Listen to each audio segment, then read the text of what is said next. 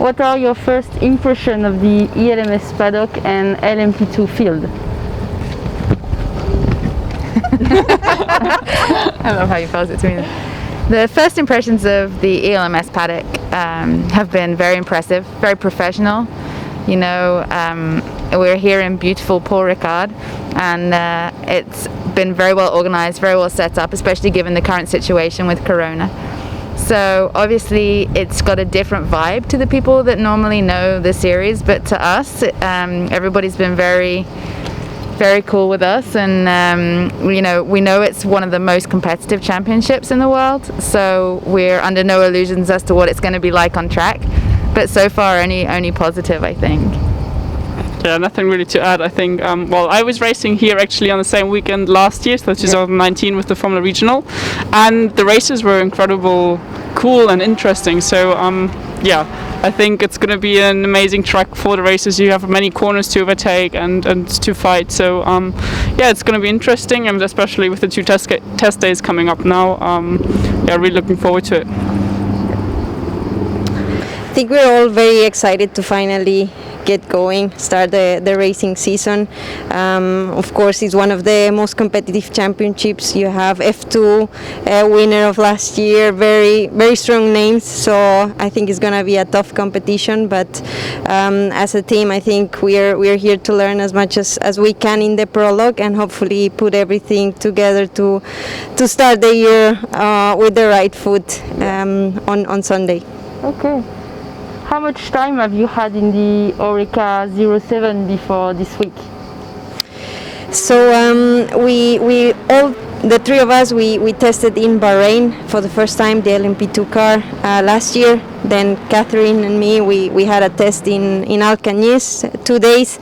So Sophia has a little bit less track time. I think we'll make up for it in the prologue, but we're very excited to start the season. Catherine, you have raced in LMP2 back in 2016 in the US.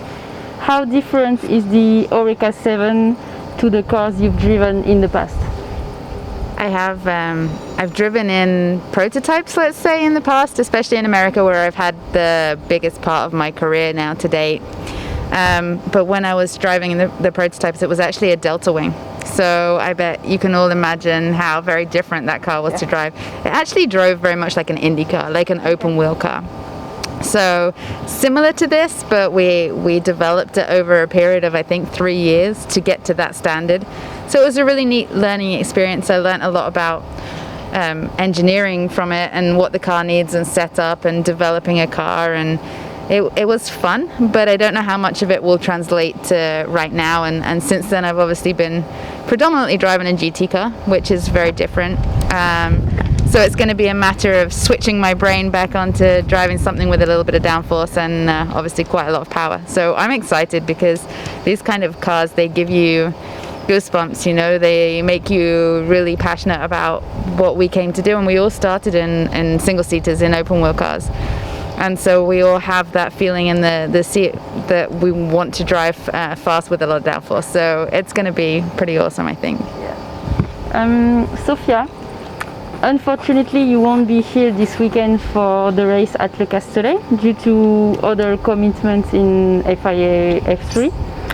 Will you be getting extra time in the Oreca during the 2-day ELMS tests to make up for the fact that your teammates will be racing the car this weekend?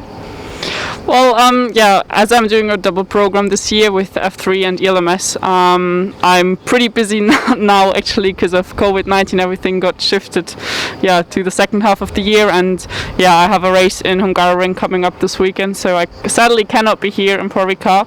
And yeah, also sadly I'm just able to do 1 day of testing tomorrow. Yeah, the engineer told us that I can drive a little bit more tomorrow just to get some time in the car and to get used to it, as I also missed some 2 test days in March. But yeah, I mean, them two are racing this weekend, and I think they have to prepare and be quick and work out the setup, so they are happy. And yeah, I mean, at some point I'll hopefully have some time in the car and also get used to it, but I'll cross my fingers for my 2 teammates. Tatiana, you have a lot of single-seat racing experience. How different is it going to be to race a Le Mans prototype with your two teammates? Yeah, I mean, I think it's an exciting new chapter for me, for the team as well. Obviously, a lot of single-seater experience. I think it's always helpful, but I think there are a lot of things that I need to learn as well as a driver. To, you've been asked to do fuel safe, the tires, a lot more time in the car, so a lot of traffic, which with very different kind of speeds. So I think hopefully all the experience that I bring from single seaters will help, but for sure it's a long learning curve, and it's good we have also Catherine, who has a lot of experience in this type of racing, Sophia doing F3 as well, very young as well, and so it's a good combination, and hopefully we can learn as much as we can before the big 24 hours of Le Mans later on the year. Yeah. Speaking of it, we have 3 ELMS races before the big one, the 24 hours of Le Mans. What are you looking forward to the most about Le Mans, and what are your expectations for this race?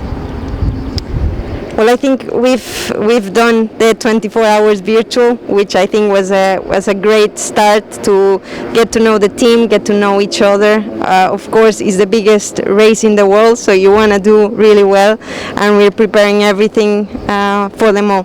Let's say so. Hopefully, we can be fighting for the podium. Of course, that's what we want to be, but taking it step by step and learning everything in the next couple of rounds.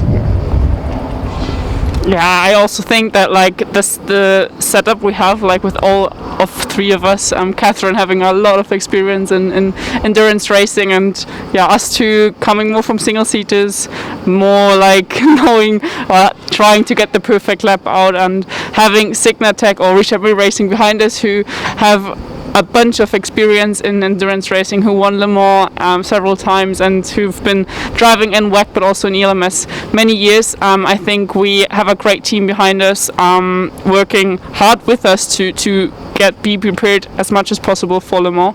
And as you said, we have 3 rounds coming up in the ELMS Championship, which will help us to learn the car, to learn the key facts about endurance racing, and to work with the team to get the car as good as possible.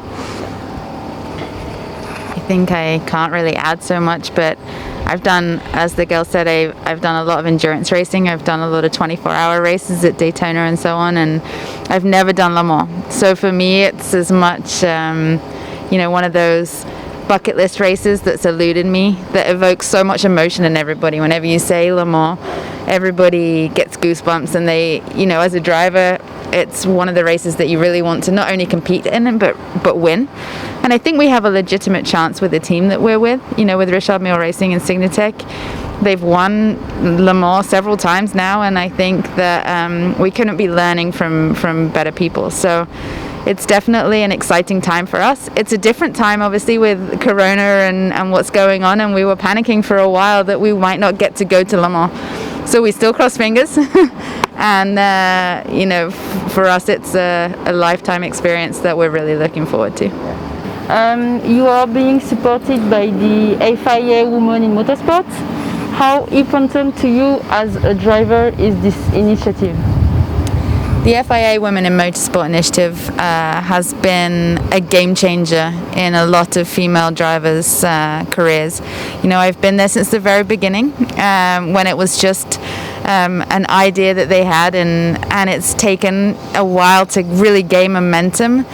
But now it's completely different to how it was 10, 15 years ago, where there are so many more opportunities now. This is a great example, The FIA Women in Motorsport has been pushing for so long, very hard, with Michelle Mouton and Cathy Müller-Erlecher. And it's the opportunities that have been created, but also the organization around them with the support. So young drivers, young girls have somewhere they can go for advice, for career opportunities, and I just think that it's great to be a young female driver now, because you will have that ladder and you'll have that step. And in a way, I wish I was Sophia's age.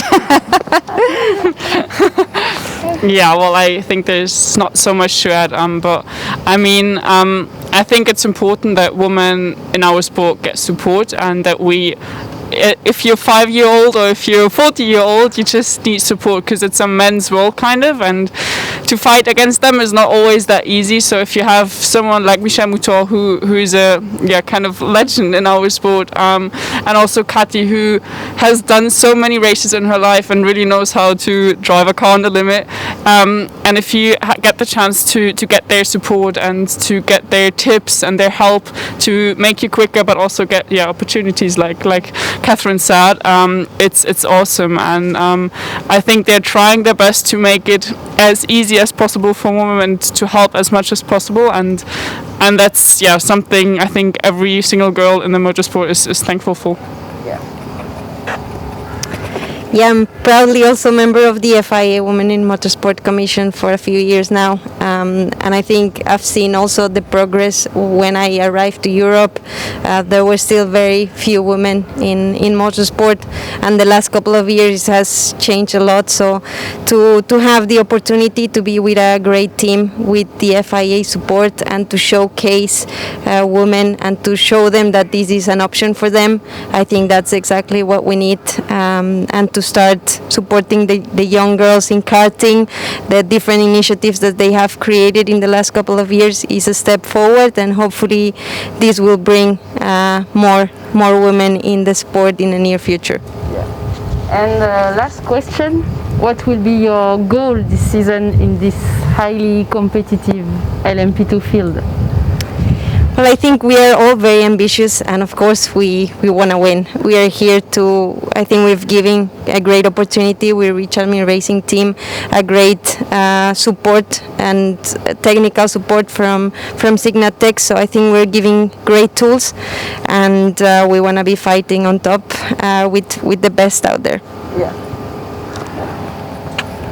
Yeah, not so much to add. I think, showing good races, proving that women can be as quick as men and that we can also beat them, and of course have fun, get better, learn from the mistakes we do, and just enjoy it with the team, and have fun this year. I think that's a very good point. Having fun, sometimes eludes you because you're so focused on the ultimate goal of winning that you forget to enjoy it, and you forget to take a step back and go, hey, look, we're in the south of France and we get to drive an awesome race car for an awesome sponsor, for an awesome team. And I think obviously we want to win. We're all driven to win. It's why we wake up every morning. We want to go racing. We want to win. But also we realize that it's not that easy. We're not just going to walk out there and just wipe the floor with everybody the first time out. So we're realistic that in order to do that, we need to be perfect. And in order to be perfect, you need to learn and practice. And, endurance racing, one small mistake can cost you everything. And it's a long race. And so we just need to get the experience and the knowledge that we don't make any mistakes, and we keep building on it and we keep improving. Because as long as you're improving, I think you're going in the right direction. So obviously the ultimate goal is to win, and to get there, we just need to keep doing everything as perfect as we can.